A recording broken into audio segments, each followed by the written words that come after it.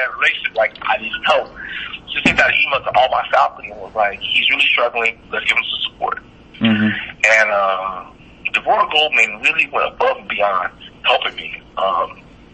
He told me how to study. Yep. He said, I use my name Clinton now, I go by Clinton now, but he said, Donovan, you gotta ask real questions in class. You can't just say, I don't understand. I would say, I don't understand. And she'd be like, I just lectured for 20 minutes. What don't you understand? And so she helped me figure out how to pose a question. So she gave me a method. So I would say, I understand this, this, and this, but I do not understand this. And so that's how I would pose questions to her. Yep. And then she said, there are 3 people in this class who are doing well. Kasi, Danny, and Katie. Mm-hmm. Once you study with them. And I lived in African Heritage House. They lived in Third World. And I just went over there and I studied with them. And I realized that all they do when they study is talk about the stuff. Like, they just talk about it. Like, so tell me about photosynthesis. And I was like, what?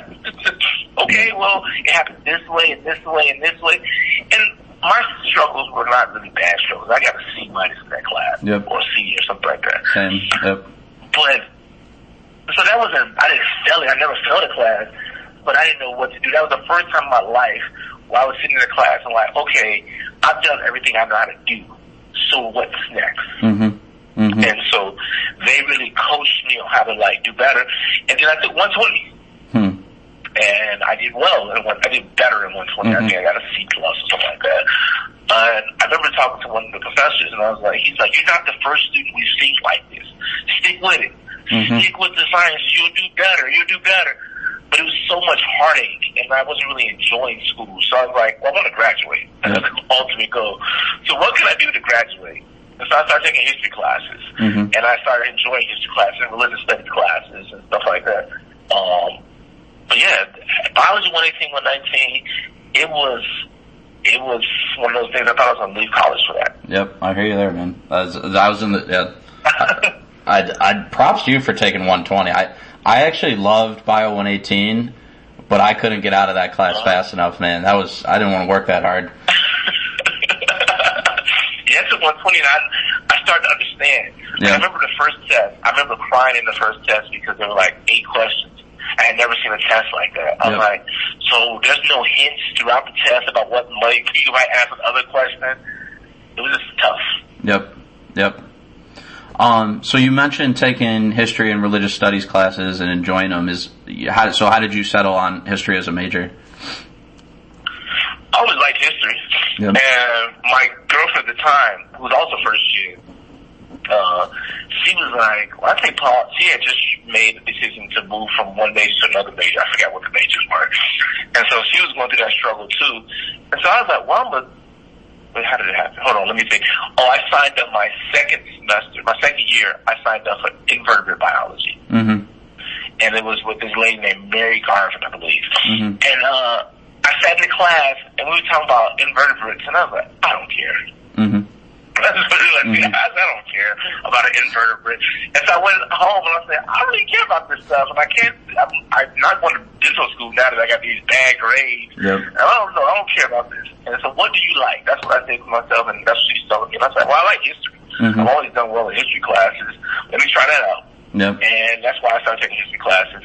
And then I started taking religious studies, so I like Mr. Miller, Professor Miller. And I had a professor named Paula Richmond for a Gandhi class, a class on Gandhi. And I really like both of them. And I was like, I've already taken 2 religious studies classes, so let me do that. And so it really just became like, I did well in those classes. What have I done well in? What do I like? So I just picked it. But, you have to tell your mother, I'm studying history and religion. And she's like, so what are you going to do with that? And you want to college technology loan, what are you going to do with that? So, but that's the way it came about.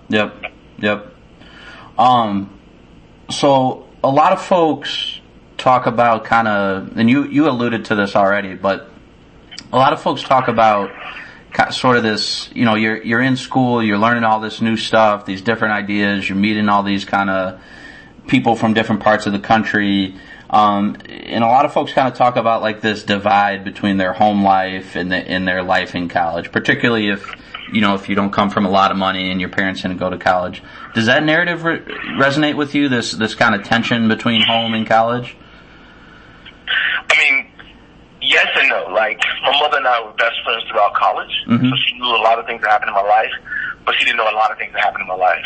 And it was hard. She had me when she was 21, and so at that time she was about 38. So she's my age now. I'm not her age. Yep. And she lost a good friend. She lost a person who's been in her life a long time, who she did everything with and talked to. And so now I'm having my own life. And I remember coming home and it was just really an awkward Christmas. So I couldn't come home for any other, I didn't come home for fall break. I didn't come home for Thanksgiving. But so Christmas was the first time I came home and I slept for 3 days straight. I mean, like, I had finals and I was tired and I was like overwhelmed. Yep. And I just like, just let me close the door and let me just sleep. And I recovered.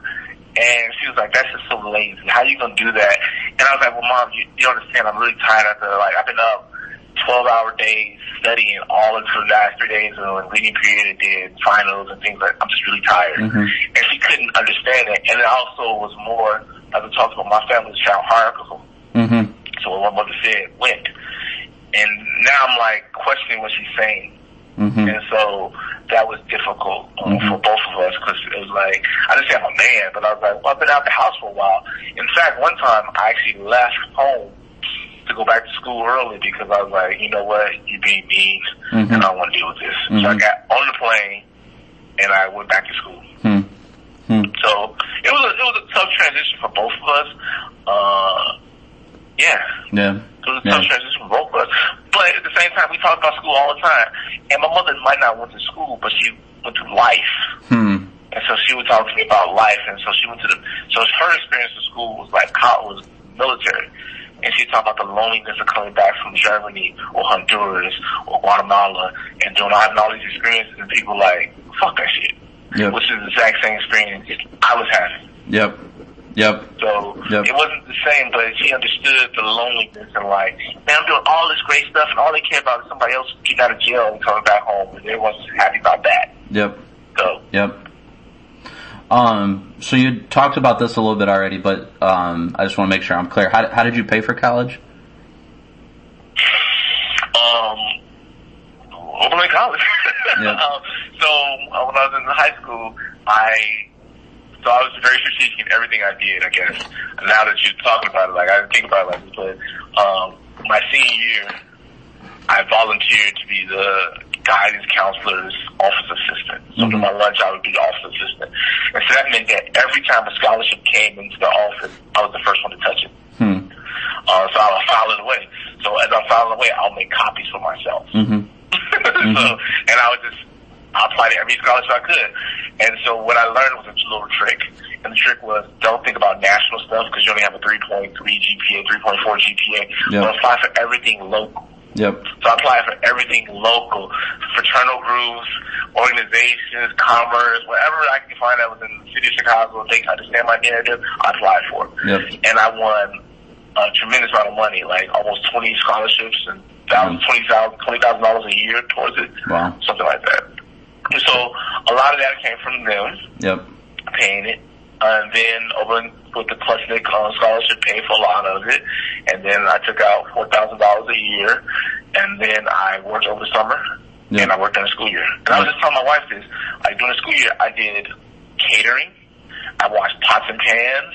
My sophomore year, I was an aide to a young man who had cerebral palsy.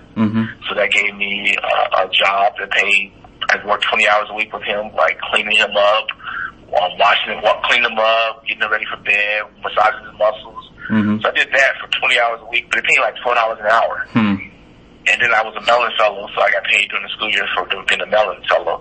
So I just tried to cobble together a whole lot of things in the school year to pay for my student costs. In the summer, I worked to pay for my student costs, and then I took out $4,000 each year. My mother would never open up a bill. So I get home and I have like 7 letters from her that was like bills, and she's like, I know what that stuff. I don't know what that stuff's about. That's and she never wanted me to put anything in her name, so I never put anything in her name. I'm still doing that with bills. I just kind of pretend they don't exist until they find me. But they find you. They're good about it. Did you do any professional development or internship stuff when you were in college? So I was so my first year during the winter term, I worked